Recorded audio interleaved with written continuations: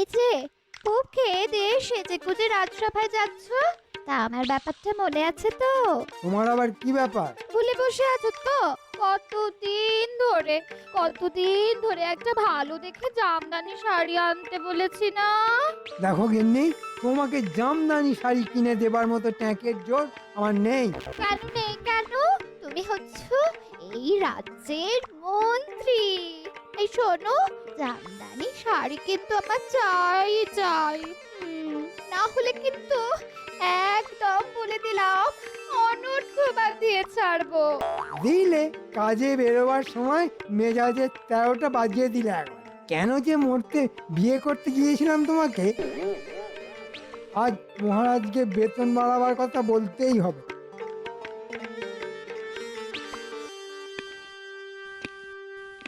আরে এসো এসো মন্ত্রী, তা বলি শরীর স্বাস্থ্য ভালো তো? মন নিয়েই তো শরীর মহারাজ, তা মনই যদি ভালো না থাকে তাহলে শরীর স্বাস্থ্য ভালো থাকবে কি করে? হ্যাঁ, কিন্তু মন ভালো নেই কেন? কি করে থাকবে মহারাজ? যা বেতন পাই তাতে তো নুন আনতে পান্তা ফুরিয়ে যায়, সেই নিয়ে তো সংসারে নিত্য অশান্তি। এ এ আবার কিরকম কথা মন্ত্রী? আমার রাজসভার সকল সদস্যের থেকে তুমি বেশি বেতন পাও। কিন্তু তাতেও যে চলে না মহারাজ। ওই যে একটা কথা আছে না, যে ছেলে বেশি পায় সেই ছেলে আরো চায়। দেখো গোপাল, কথা হচ্ছে রাজা আর মন্ত্রীর মধ্যে। সামান্য এক ভাঁড় হয়ে তুমি এর মধ্যে নাক গলাতে আসছো কেন? আসলে আপনার কথা শুনে না নাকটা বড় সুরসুর করে উঠল।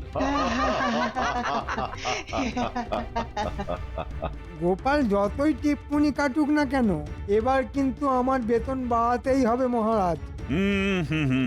সম্ভব নয়। একে তো এতগুলো লোকের বেতন জোগাতে গিয়ে আমি জেরবার হয়ে যাচ্ছি, তারপরও আবার বাড়তি বেতনের বোঝা। না মন্ত্রী না, যা পাচ্ছ তাতেই মানিয়ে নাও। তাহলে রাজসভার দু একজনকে ছাঁটাই করে দিয়ে সেই বেতনটা আমাকে দিয়ে দিন। হ্যাঁ, তা কাকে ছাঁটাই করবো শুনি? গোপালকে করুন। সত্যি কথা বলতে কি, রাজসভায় এসে ভুঁড়ি আর টাক দেখানো ছাড়া ওর তো তেমন কোনো কাজ নেই। কিন্তু এই ভুঁড়ি আর টাকের মধ্যে যে বুদ্ধি আছে সেটা তো আপনার নেই মন্ত্রী মশাই। বেশ, ঠিক আছে, হয়ে যাক একটা বুদ্ধি পরীক্ষা। এমন একটা জিনিসের নাম বলো তো যে নিজে ভিজেও আমাদের শুকিয়ে রাখে। খুব সোজা মহারাজ, ছাতা। হ্যাঁ, ছাতা তো শুধু বৃষ্টি থেকে আমাদের মাথা বাঁচায়, কিন্তু বৃষ্টির জলে আমাদের হাত পা যদি ভিজে যায় সেটা তাহলে কে শুকোবে? গামছা মহারাজ, নিত্য নিজে ভিজে আমাদের গা শুকনো করে দেয়। সাবাস সাবাস, তাহলে বুঝতে পারছো তো মন্ত্রী, গোপালের মতো বুদ্ধিমান লোককে কখনোই ছাঁটাই করা যায় না। না না, কোনো মতেই করা যায় না। তারপর সেনাপতি। আমি শত্রুর হাত থেকে এই রাজ্যকে রক্ষা করি মহারাজ। আর রাজবৈদ্য করে চিকিৎসা, সভাকবি কাব্য রচনা করে, রাজপণ্ডিত পাঠশালা চালায়, আর বিজ্ঞানী করে বিজ্ঞানের সাধনা, আর রাজজ্যোতিষী গণনা করে। না না মন্ত্রী, এদের মধ্যে বাড়তি এমন কেউ নেই যাকে আমি ছাঁটাই করতে পারি। অতএব মন্ত্রী মশাই, বুঝতে পারছেন তো আপনার বেতন বাড়ার কোনো সম্ভাবনাই নেই, তাই অযথা কাউকে ছাঁটাই করার কথা মাথা থেকে নামিয়ে যা পাচ্ছেন তাই নিয়েই সন্তুষ্ট থাকুন। না, বেতন বাড়ার আর কোনো আশাই দেখতে পাচ্ছি না। কি যে করি এখন? বউয়ের মান ভাঙাতে জামদানি শাড়ি কিনি কিভাবে? হ্যাঁ, উটির মা পেতলের কলসি ভর্তি করে জল তুলে নিয়ে আসছে। ঠিক আছে, এই দিয়েই বাজিমাত করতে হবে। শুধু বটা ঘটা আর আমার গিন্নির সাহায্য লাগবে। কিরে, সারাদিন গল্প গুজব করে সময় কাটালে চলবে? কিছু রোজগার পাতিও তো করতে হবে। তা কি করতে হবে? কিরে, পারবি তো? তুই যাকে বলে জলের মতো সহজ কাজ। কাজটা করে দিলে কত পাবো? পাবি রে পাবি, ভালো মতোই পাবি। কবে করতে হবে? ধর কালি।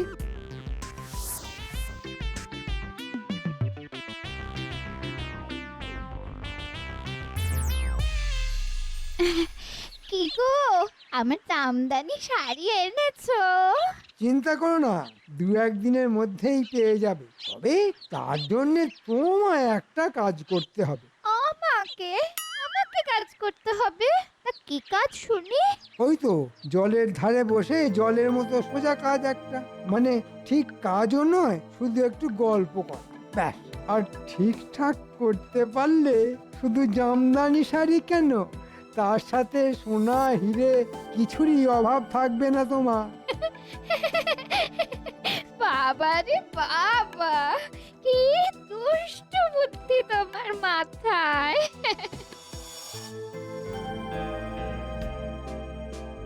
এই কি গো, এই পুটির মা, কোথায় চলেছো? পুটির মা, জল আনতে চলেছি দিদি। তা আপনি যে আজ কি করব বলো? তোমাদের মন্ত্রী মশাই কাজে বেরিয়ে যাওয়ার পর আমার তো কোনো কাজ থাকে না গো, তাই একটু বেড়াতে বেরিয়েছি।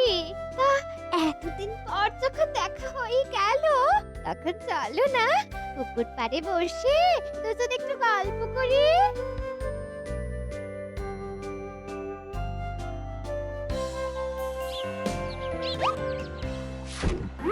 তা বলো পুটির মা, তোমার ঘর কন্যা কেমন চলছে? ওই একরকম, মানে আমাদের মতো গরিবদের ঘরকন্যা যেমন চলে আর কি। এই দেখো দেখো, পুকুরের জলের দিকে তাকিয়ে দেখো, কত বড় বড় রুই কাতলা কেমন ঘুরে ঘুরে বেড়াচ্ছে। ওই ওই ওই ওই দেখো। কোথায়? ও হ্যাঁ হ্যাঁ, ওই তো পুকুরের একেবারে মধ্যেখানে। ওই যে দেখো দেখো দেখো দেখো।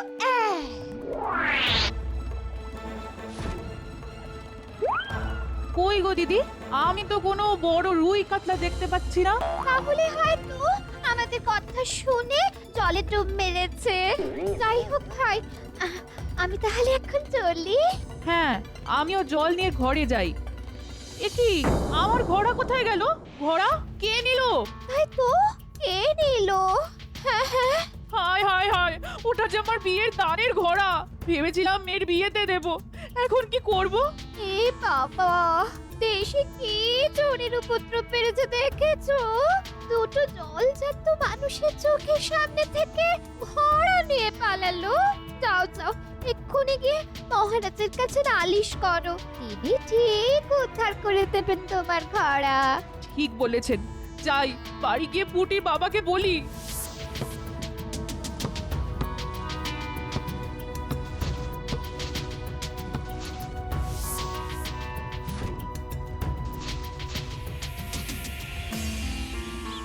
যাক বাবা, ভালোই ভালোই সব কাজ মিটে গেল।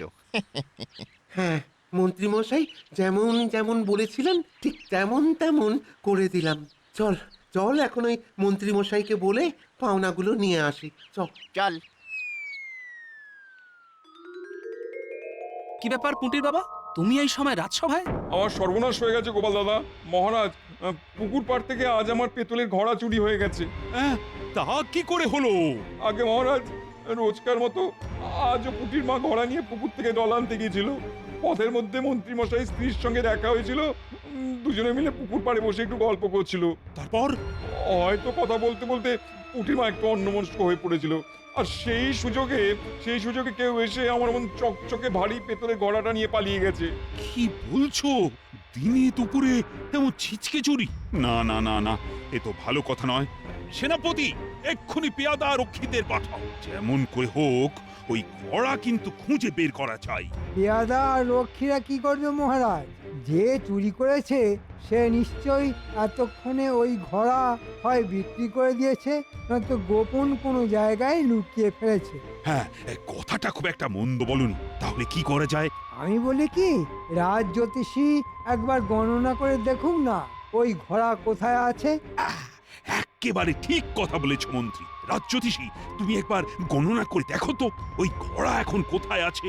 তারপর না হয় সেপাই আর রক্ষী পাঠিয়ে ওই ঘোড়া উদ্ধার করে নিয়ে আসা যাবে। এতদিন তো রাজ্যোতিষীর কাজ ছিল গণনা করে রাজ্যের ভালো সময় আর মন্দ সময়কে বলে দেওয়া।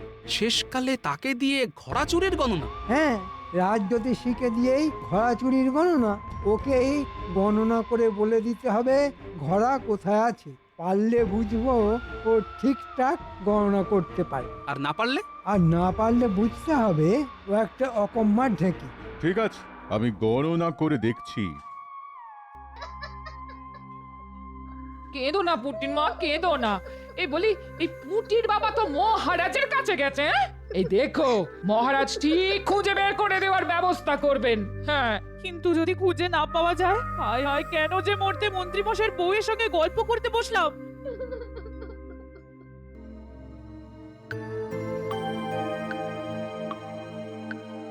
কি গো রাজ্যতীষী, তোমার গণনায় কিছু কি বের হলো? কি হলো রাজ্যোতিষী? কিছু একটা বলো। না মহারাজ, না, এ কাজ আমার দ্বারা হবে না মহারাজ, আমার দ্বারা হবে না। জানতাম হবে না। আসলে তুমি একটা ঘোড়ার ডিমের জ্যোতিষী। ঘোড়ার ডিমই হোক কিংবা হাতির ডিম, তা আপনি কি গণনা করে বলে দিতে পারবেন? আলবাত পারবো। বলো কি মন্ত্রী, তুমি কি গণনা করতেও জানো? আসলে অল্প বয়সে এক বিখ্যাত জ্যোতিষীর কাছে বেশ কিছুদিন গণনা বিদ্যা শিখেছিলাম। দেখি একবার শেষ চেষ্টা করে পুরনো বিদ্যা কিছু মনে আছে কিনা। বাবা, মন্ত্রী মশাইয়ের এত গুণ! ব্যাপারটা কেমন যেন খটোমটো লাগছে। তাহলে দেখো দেখো দেখো একবার চেষ্টা করে। রাজ্যতীষী, তোমার ওই গণনার ছক আর কাঠিটা আমাকে একবার দাও তো।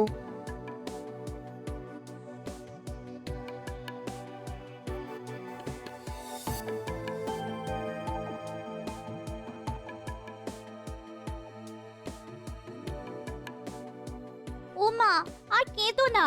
দিদা তো বলছে মহারাজ ঠিক খুঁজে বের করে দেবেন। পেয়ে গেছি মহারাজ। হ্যাঁ, পেয়ে গেছো মানে? মানে চোরটা যে কে সেটা বুঝতে না পারলেও ঘোড়া কোথায় আছে সেটা গণনা করে জেনে গেছি। বাবা, এত তাড়াতাড়ি ঘোড়া কোথায় আছে সেটা গণনা করে ফেললো? কোথায় আছে, কোথায়? বাঁশ বাগানের ভেতর মাটির তলায় পোঁতা আছে। চলো চলো চলো, সকলে সেখানে যাই।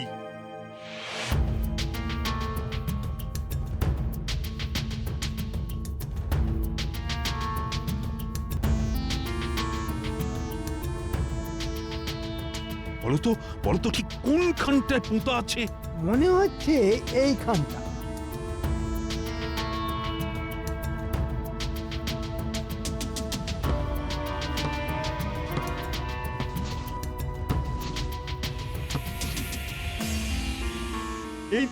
এই তো আমার ঘোড়া। মন্ত্রী, ধন্য ধন্য তুমি, ধন্য তোমার গণনা। এতদিনের পরেও যে বিদ্যেটা আমি মনে রাখতে পেরেছি, আপনার রাজ্যতীষী সেটা কেমন ভুলে গেছে। আসলে নামেই ও রাজ্যতীষী, এদিকে কাজের বেলায় অষ্টরম্ভা। তাই তো দেখছি। ওকে তাড়িয়ে দিন মহারাজ, আর ওর বেতনটা আমাকে দিয়ে দিন। আমি একলাই মন্ত্রিত্ব আর রাজ্যতীষীর দায়িত্ব সামলে দেব। ঠিক আছে, বেশ, তাই হবে। এমনটা করবেন না মহারাজ, এমনটা করবেন না, তাহলে আমি যে না খেতে পেয়ে মরে যাব। এতক্ষণে ব্যাপারটা খানিকটা হলেও পরিষ্কার হলো, কিন্তু ঘোড়া চুরি যাবার পেছনে মন্ত্রী যে কলকাঠি নেড়েছে তার প্রমাণ না পেলে তো কিছুই করা যাবে না।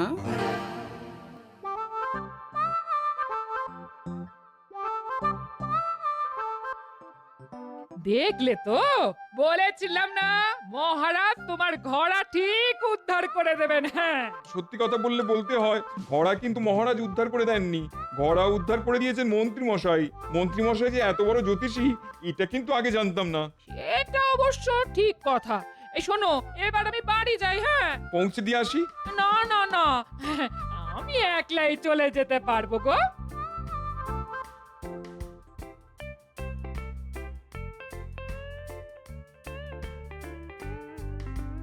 দেখলি তো মন্ত্রী মশাই এবারও আমাদের ঠকালো। ঠিক বলেছিস, পুটির মায়ের মন্ত্রী মশাইয়ের কোন ঠকানোর কথা বলছে এরা? কঠিন কাজ করে দিলাম, আর পারিশ্রমিক ওই মাত্র 1 টাকা। দাঁড়া না, এরপর আর কোনো কাজ করতে বললে এমন ঝোলাবো না। রে বাবা, বেশ গোলমেলে ব্যাপার মনে হচ্ছে। হ্যাঁ, বাড়িতে গিয়ে বুড়োকে সব বলতে হবে দেখছি।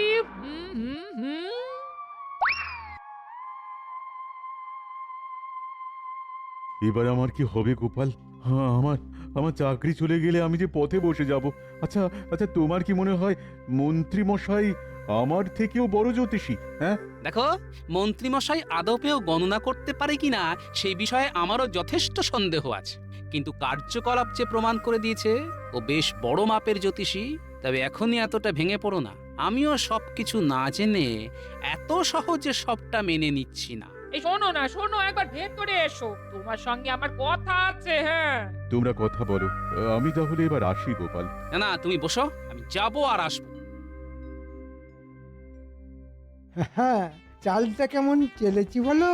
হ্যাঁ, এক চালে রাজজ্যোতিষীকে সরিয়ে দিয়ে ওর পুরো বেতনটা পকেটে পুরবো আমি। হ্যাঁ, আহ, আহ, আহ, আহ। আর আমি অভিনয়টা কেমন করেছি বলো? একেই বলে রাজ্যট। হ্যাঁ, আহ, আহ, আহ, আহ। কি বলছো কি তুমি? নিজের কানে শুনেছো? হ্যাঁ গো, হ্যাঁ। তাহলে যা ভেবেছি তাই, এখানেও ওই ষড়যন্ত্রের কলকাঠি।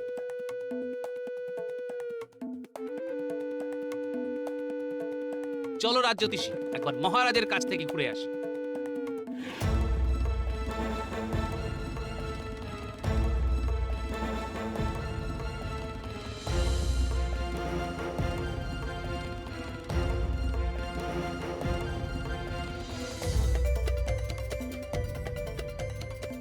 কি বলছো কি গোপাল?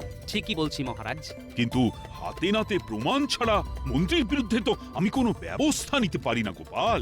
ঠিক আছে, কটা দিন অপেক্ষা করুন। ঘটনার ল্যাজটাকে যখন ছুঁতে পেরেছি তখন মাথাটা চেপে ধরতে কতক্ষণ?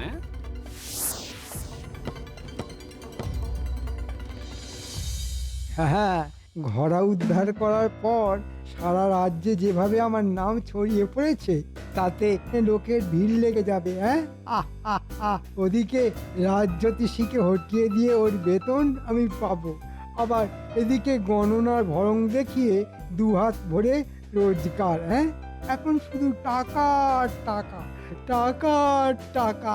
আহ, আহ, আহ, আহ। মন্ত্রী, শুনলাম তুমি নাকি একটা ভাগ্য গণনার দোকান খুলেছো। ঠিকই শুনেছেন মহারাজ, আসলে আমি খুলতে চাইনি, কিন্তু আমার সুপ্ত আর লুপ্ত প্রতিভার পরিচয় পেয়ে মানুষজন এসে এমন করে ধরলো যে। তা কোথায় ধরলো মন্ত্রী মশাই? হাত না পা? একেবারে ফরম কাটবে না গোপাল, ক্ষমতা থাকলে এমন একটা কাজ করে দেখাও না। হ্যাঁ, দেখাবো দেখাবো, সময় হলে ঠিক দেখাবো। তবে আমি দেখাতে শুরু করলে আপনি সামলাতে পারবেন তো? ঠিক আছে, দেখাও, যত ইচ্ছে দেখাও, তোমার মুরদ আমার জানা আছে।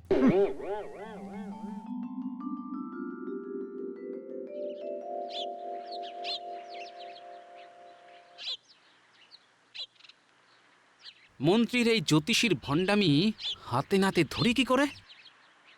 রে খুপে, কোথায় গেলি? ও মা, কাকিমা, এতদিন পর মেয়েকে বুঝি মনে পড়লো?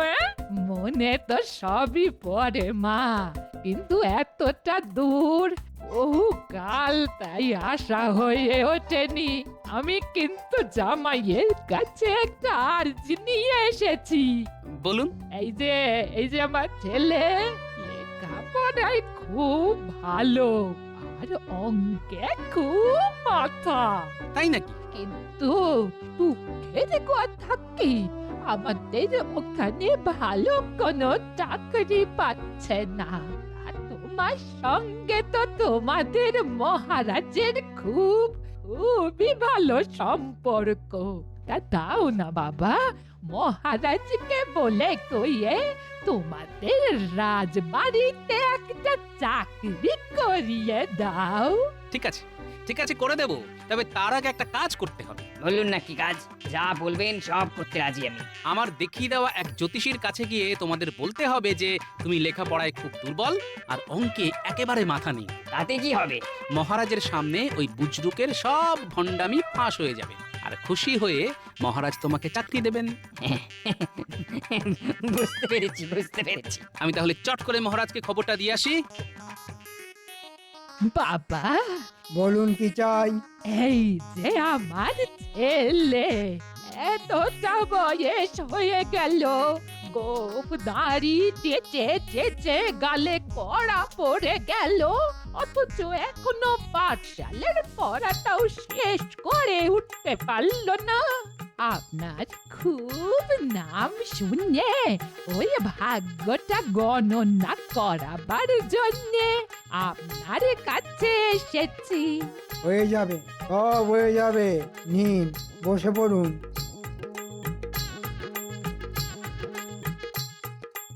বটা ঘটাকে ধরে আনার জন্য পেয়াদা পাঠিয়ে দিয়েছি। বেশ, ঠিক আছে ঠিক আছে।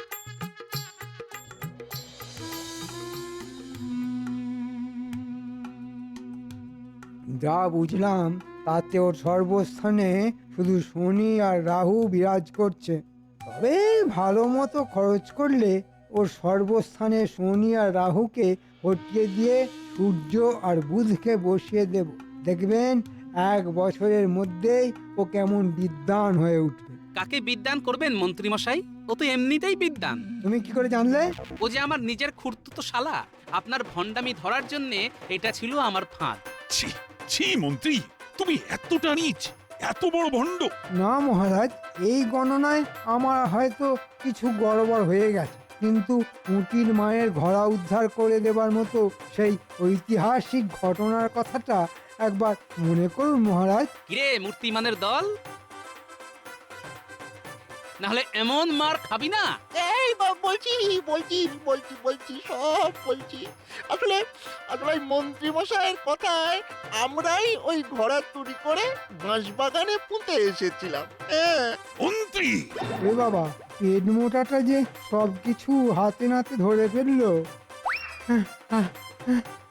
ওরে বাবা, ওরে বাবা, ধরো, চোরটাকে ধরো! ওরে বাবা।